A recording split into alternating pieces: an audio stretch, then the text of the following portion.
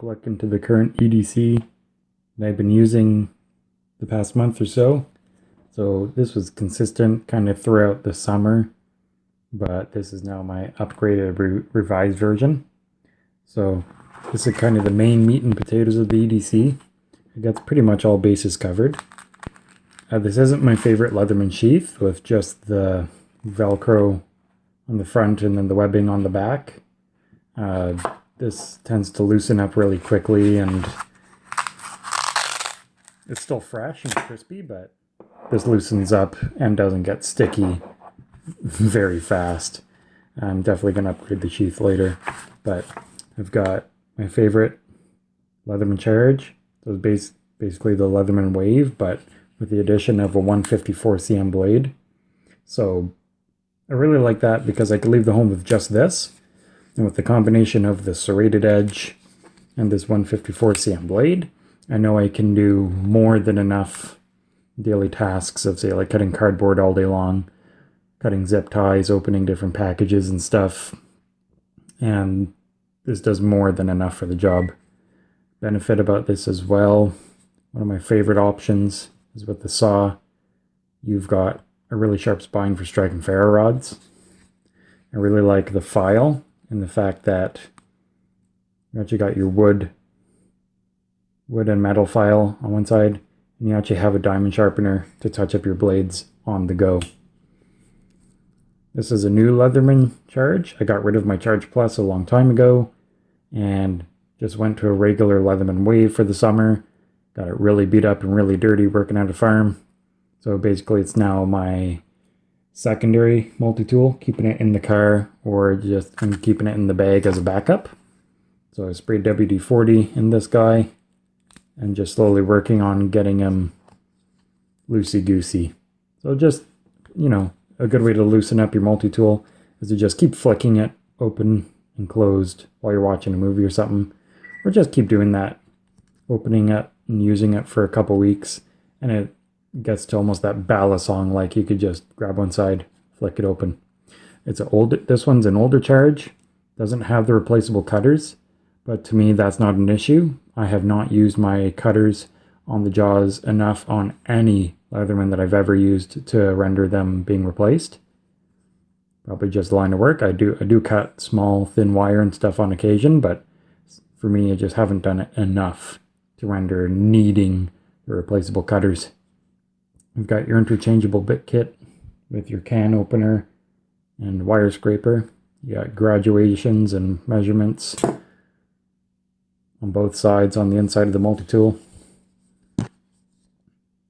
If you open up the saw, you'll find that there's a little piece of metal on this side of the handle, and you push it on the inside with another bit, and that's a hidden lanyard hole for your Leatherman.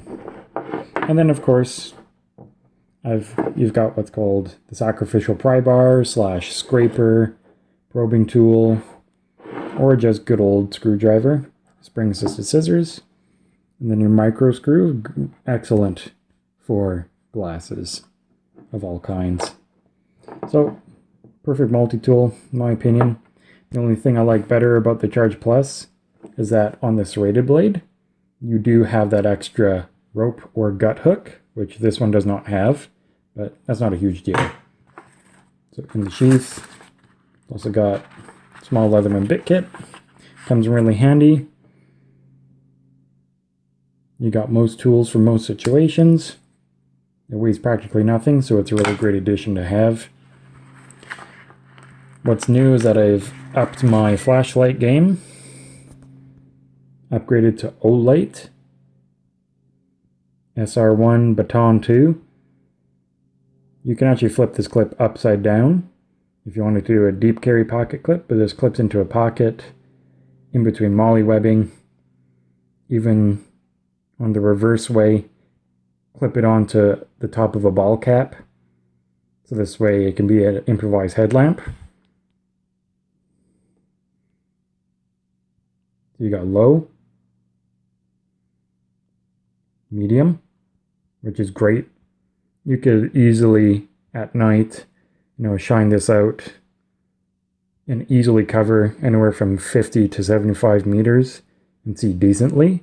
But if you throw on the max, 1000 lumens, you can really throw this out to about 100 meters or more easily. But it does heat up.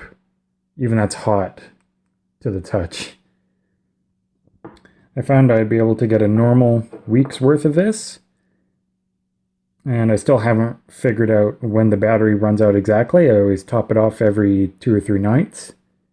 And when I say average daily use, I mean about 20 minutes to half an hour. You know, going into the shop, garage, things like that. It's not lit up, or in the shed, not lit up.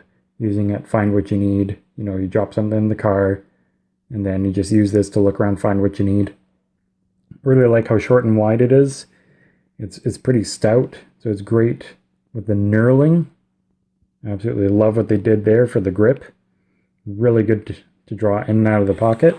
I was worried it wouldn't fit on the Leatherman sheath, but this is pretty elastic and it fits pretty much perfectly.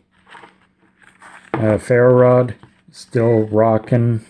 I've got several ferro rods now. I'll do a separate video on all the different fire starters that I use. Sorry guys. Oh, you've seen this before, so it's not the end of the world if I don't get it out. But I just like that toggle with the bungee cord on it, so that it just stays in the sheath more secured. Alright, sorry for that. So Axotech ferro rods, amazing. Knurling for grip. You've got a threaded 5/16 ferro rod for replacement. And then you even got a little capsule you can put in a wet fire or any sort of Vaseline soaked cotton ball, squish it in, so you have tinder on the go. And not just on your phone. Sunglasses. Moved back. Recently family and I moved back to Whitehorse in the Yukon. And I'd say the more north you go, or in the winter especially, sunglasses are more important than in the summertime. Because not only do you have the UV rays in the sky, you have the UV rays bouncing off and reflecting off the ice and snow back into your eye. And everyone knows in the north, snow blindness is the last thing you want. Imagine a bad sunburn to the cornea of your eye. And these polarized sunglasses are great. They've been my main sort of work / landscaping heavy duty sunglasses, because these things have been dropped and kicked and stepped on and they're unbreakable. But the lenses are very scratched up to the point where it's almost getting a little bit blurry to see. So I'm going to give them one more good cleaning, and I will retire these camo ones to just be another backup pair in the car for a guest that if they forgot their sunglasses and needs a pair for the ride, then they can borrow those for sure. Still rocking the Maxpedition CMC wallet. Still like how it has the coin purse on the back. We've got Velcro, a very cheeky space for morale patches. More than enough room to store all your cards and IDs. Cash in front. You can even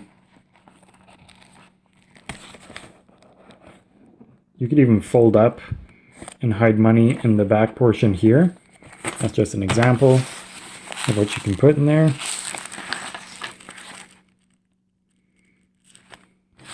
And that's kind of the only bad thing about this wallet, is with how open this portion is. I mean, it's good to access and move stuff in and out, but if you're in the wrong situation and if you like flick it accidentally when it's open, a lot of that stuff can come flying out, which is the only bad thing I'd say. You've got these sewn down elasticy portions here. I keep a wet fire in there. This holds a little points card, but in this portion I still got a small little baggie of Advil, because the last thing you want at work is to have a headache, and some Tums, things like that, because you don't want to be sick at work or not feeling too good. But still just enough room to keep a small book of matches and a to-go sewing kit. So still like the wallet, still good. I like having all my IDs and papers and cash in a small little kit wherever I go. It's a big wallet for sure, and that's not really the theme these days in a lot of people's EDC, but I've also got it. Remember, it's also got a coin purse that adds a bit of size and weight, so it's great for cargo pocket, or what I do now that it's winter, I keep it in my jacket pocket, so it's out of the way. So I guess the number one folder I've been using lately, Spyderco PM2. The edge is still great. All it needs is a strop on occasion and touch up on a ceramic rod. Past the whole 6 months plus I've been using it. Just been cutting up mangoes and lunch today, carrots and things like that. So it just needs a little clean and it's good to go. Zip tie on the top so I could wave it out of pocket. Funky lanyard with the bead just for kicks. And it's a right-handed model, but I find once you practice enough, it's a great left-handed knife too. I like to kind of keep one folder in the left pocket, one folder in the right pocket, and or a small fixed blade, plus multi-tool, what have you. Yeah, there's a billion reviews out on YouTube on this guy. Tons of use footage. I don't need to say anything more about a blade. It's about 3.5 inches long for cutting length and weighs only around 3.5 ounces. So I found with using it on the left side, obviously putting clip on the left side gives your finger something to grab onto. You just pinch the side of the handles. Have these two bearing down on the clip a little bit, and you can easily just press and close. Came across a bargain deal the past month. A very rare find. You know what this is. Some of you do. So it just needs a little bit more lubrication, and it's definitely there, but definitely pop at the wrist and flick with the thumb stud. And an XL cold steel gun sight Tanto Vintage and VG1 stainless steel made in Japan. This is an amazing blade. I wish Cold Steel still made these, but discontinued a long time ago. So it's more of a fun blade, but it definitely has enough to, say, cut rope, cut cardboard all day long. Has a variety of tasks. I find the Tanto blade is very utilitarian, especially with serrations, for cutting serrated material, fibrous material rather. I like the yokote, that secondary tip here. It's really good for scoring. Like opening boxes and stuff like that. And we'll do just a little look of my rotation. I have a few pocket knives that I love and have been using the past summer. The Cold Steel American Lawman, discontinued in XHP steel. You could get it now in S35VN, which is still a rockin' choice. I usually like to put my pocket clips on both sides for the Cold Steels. So I find when I grip it, that my pinky finger usually lands in that groove perfectly. The American Lawman really tends to, just like the PM2, be friendly for choking up on the blade. And I appreciate how thin it is as well. It's only a couple ounces. About 3.5 or so. Same as the PM2 essentially. A little bit beefier knife. And I like it a little bit more than the American Lawman. That's my Cold Steel Ultimate Hunter Orange G10 and XHP steel. Right side, green camo paracord lanyard with a wood bead. Absolutely love how simple the handle is. Still love it. I could probably use for a reprofiling at this point from how much use and abuse this thing has gone through. But still rock and sharp.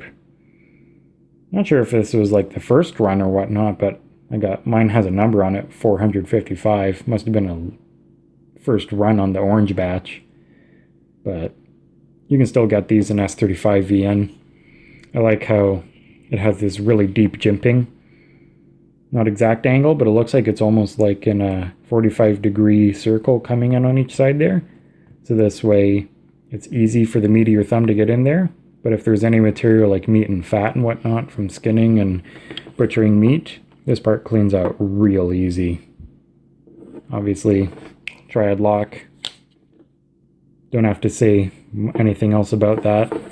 The only thing is, once there was a really big piece of lint mixed with some grain particles, and it kind of hung up on the lock a little bit. So you just got to make sure your pockets are clean, or keeping this in a, say, a nylon pouch or something. You'll never have that issue of it opening. It's got enough of a choil on the front here to want to render itself to being choked up. It's an excellent choice. Basically the folding version of a Pendleton Hunter or any sort of classic drop point hunter design on a blade. And last but not least, everyone needs a buck 110 in their collection. And mine that I've been using for the past little while is buck 110 drop point in 20 CV Boss heat treated blade.